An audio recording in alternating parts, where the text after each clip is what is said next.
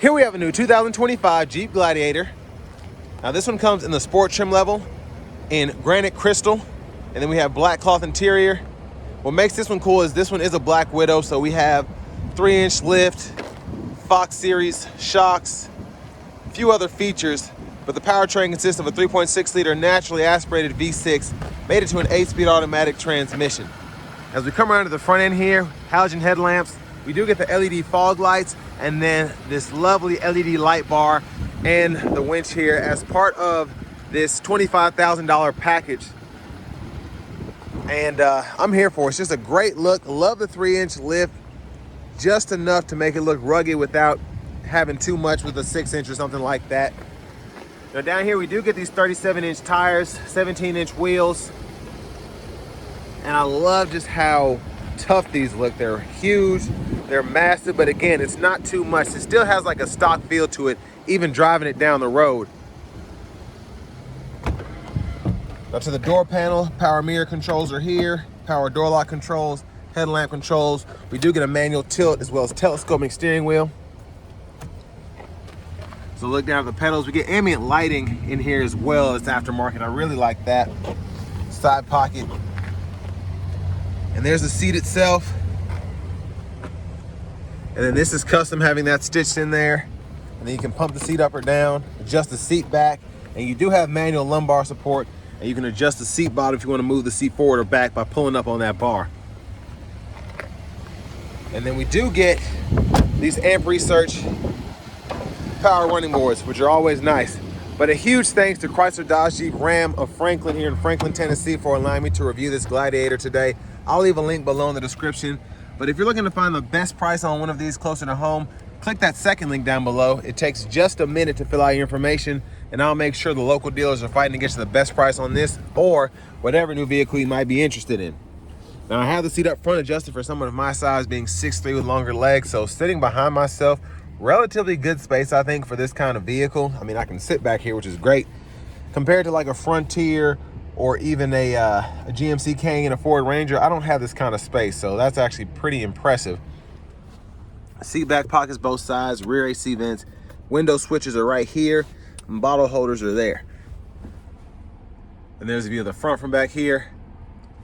This one does have a hard top. And then all of your Fox information is right in there. Again, with this one being a Black Widow, it's pretty decked out in terms of just the features you get here. There's the fuel cap. And then as we come around to the back end here, nice look there. Even though these aren't LED, I really like how they look overall. And there's a tow hitch, the spare, the exhaust. And then we do have a spray-on bed liner, which is a nice touch. And I apologize for the wind noise if it's coming through. It's kind of a wide open space, so it's just part of it. And then to the rear, you have your lower anchors for the car seat there. And then top tethers are behind the seats themselves, and you do have an actual release here so you can get to the back. And I love that we also have storage here as well. If you want to hide some stuff, this would be a good place to put it. You even have a light back there, so it's kind of part of it, I think. And your child locks, put something in there and just turn it one way or the other to lock or unlock. And then here is the Black Widow package options. All it comes on here, shows you everything for the money. So you just add that to the sticker price. And since this one is a sport, not bad. And you all can pause anywhere you need to take a closer look at anything. This one does have the Nighthawk package, which I like. So $45,235, you add that about 25 grand there, you're right at around 70,000 before the 9,000 off. And I don't think that's bad if you think about how much, if you were to do this aftermarket, how much that would cost, the lift, the shocks, and all of that there. but manual seat. Then you do have a lockable glove compartment right there.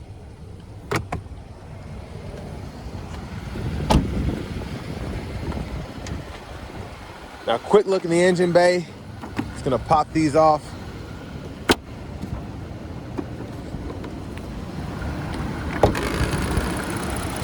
But there's that 3.6 liter naturally aspirated V6.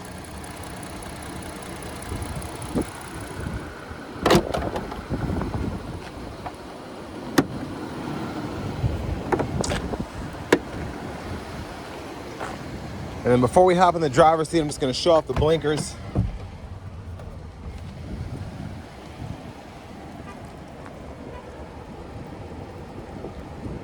It might be kind of hard to see. I know it's kind of bright out. If you can even hear me through this wind. Let's go ahead and hop in here, and that'll help with the wind noise. So we have that hard vinyl wrap steering wheel. There's the horn.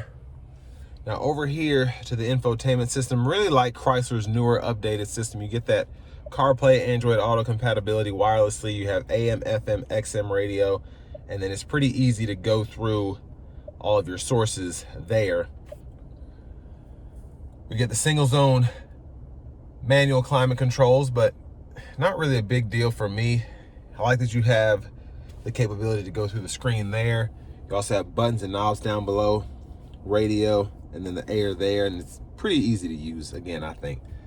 But Bluetooth is there. You can go through your dashboard and see your off-road features. And then your backup camera, your settings are in here, and if you want to change your language, right up there.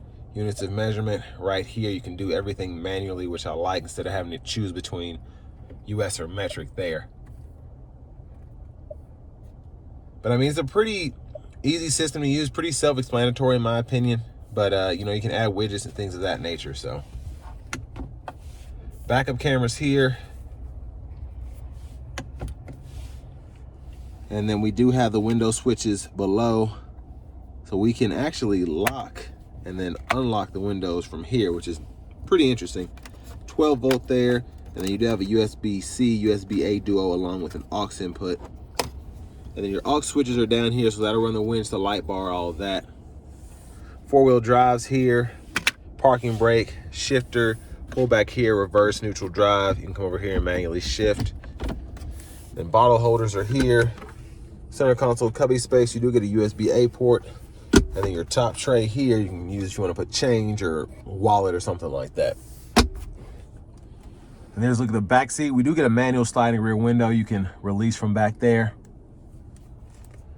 And then back to the steering wheel itself, left side stock, blinkers, high beams. And then we have our intermittent wipers on this side. So you just pull, low, high, pull up for the front fluid. And then behind the steering wheel on the left side, it's kind of a tight fit in there, but you can go through the track list, radio station presets there. And it's the same look on the right side, volume up, volume down there. And then these four arrows go through the middle part of the gauge cluster if you want to go through those settings. Tire pressure monitors and all of that. And then you have Bluetooth controls, voice recognition, standard cruise over here. So just cut that on or off there and then set your speed, cancel and resume. Push button start. Finally, here's the key fob. But next, let's go ahead and take this 2025 Jeep Gladiator out on the road for a test drive. So starting the test drive in this Gladiator here, I've been trying to find a good spot to film that's closer to the dealership that I'm working out of today. And it's been very hard, a lot of construction going around. And you know, I've driven it a little bit, so about 10 miles. And I really like how this drives. It has a naturally aspirated V6, and you wouldn't think that that would push something like this as hard as it does, but it actually gets the job done very nicely and relatively fuel efficient, I think. Has a nice sound to it.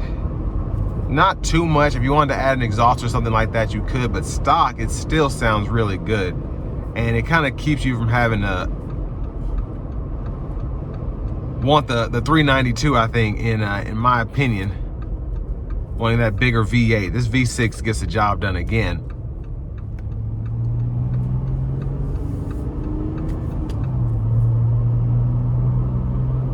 And I do like how this one is equipped. You're almost at $70,000 sticker price when you add in the Black Widow package, and then you include the 46 grand sticker price as his stock. But it's a really cool truck. The lift is great. The ride is actually not terrible, even though this does have a 3-inch lift on it with the Fox Adventure Series shocks. And it's fun to drive. It's rugged. It's cool. And then it's still relatively practical because it's a V6 pickup truck. So you get decent fuel economy for a truck. You still have the bed in the back. Now, if you want to maximize your tow capacity and things of that nature, you know, if you want a full size, I don't know, Ram or Silverado, you might do a little better there. But for what I would use a truck for, I would rather get something like this that has 2 less cylinders, still aggressive, still easy to drive, still fun, as opposed to, you know, getting a bigger truck. But the 37-inch tires, I like that they're not overly loud, at least, you know, in the city here, but they still have a nice hum to them.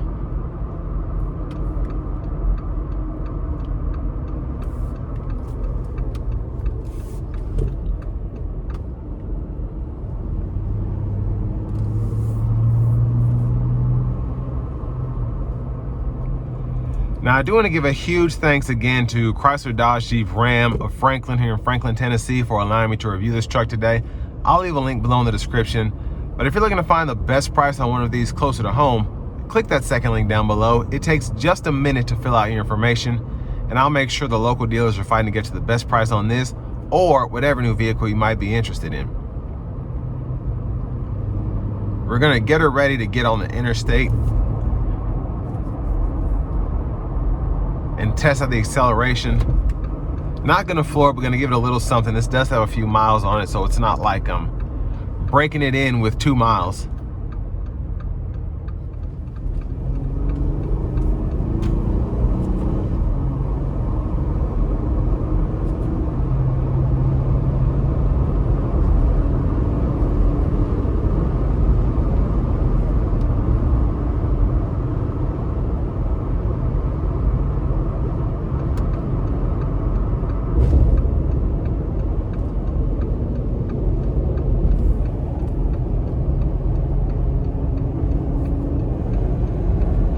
Here we go.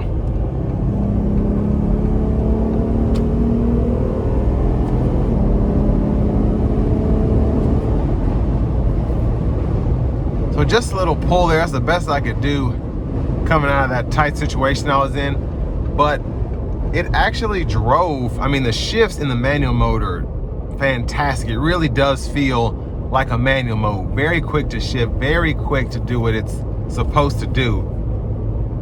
What I, you know, am used to from a torque flight or something like that. And I think Chrysler has one of the best 8-speed automatics. I think they have the best 8-speed automatic, period, because you have the manual mode with most of them where you can shift and you get that nice clean shift and you don't have like a super huge loss of power, but then also relatively efficient too when you need it to be. Specifically in the V6 variants of the vehicles, whether it's the Gladiator, the Wrangler, even the Turbo 4 in the Wrangler, and then also the Chargers, the outgoing Challengers. So again, they're really just good overall transmissions, I think, from a performance perspective. Reliability, I can't really speak on that, but I can tell you from driving these, they're the best, I think, in terms of just how they feel and how sporty they are.